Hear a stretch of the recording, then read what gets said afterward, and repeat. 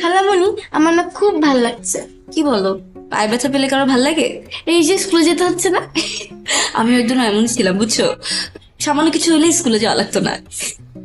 কি দাদু ভাই কি বলে? হ্যাঁ, আরে মুখে হাসি দেখতেছি।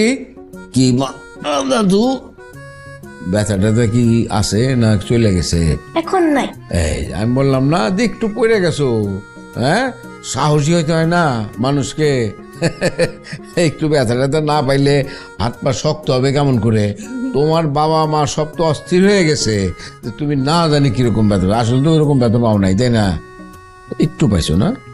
দাদু হ্যাঁ।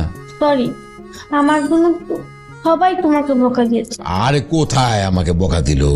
তোমাকেই বকা দিয়েছে আসলে, আমাকে বকা দেয় নাই। তুমি পড়ে যাও কেন এরকম করে? হ্যাঁ,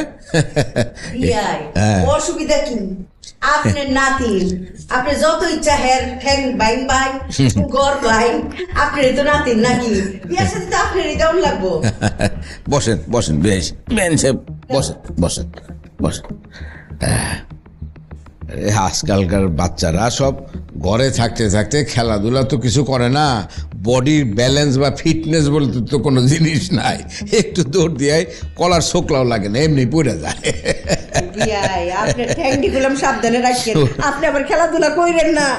এই যে দেখেন না, আমি প্রত্যেকদিন এখনো এক্সারসাইজ করে হাঁটি, দেখে নিছো তো। আমার নাতিন যদি এত অল্পতে ভেঙে পড়ে, অত অল্পতে যদি ব্যথা পায় তাহলে কি চলবে? চলবে। কবে ভাঙ ভাই? ঠিক আছে, বস বস বস বস বস। চা দিতাছি বিয়াই। আচ্ছা, চা দিতাছি।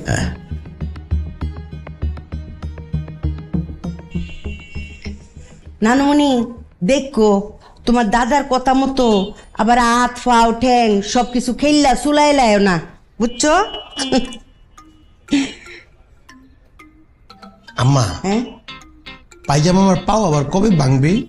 হ্যাঁ, আমার পায়জামা আমার পাও আবার কবে ভাঙবে?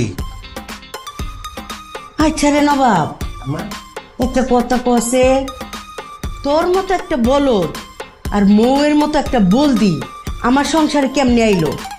আম্মা, এরকম তো আমি মিলাইতে পারতেছি না। সব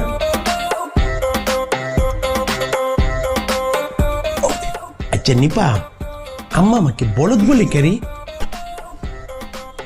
ভাইয়া, এই অঙ্ক তো আমি মিলাইতে পারতেছি না।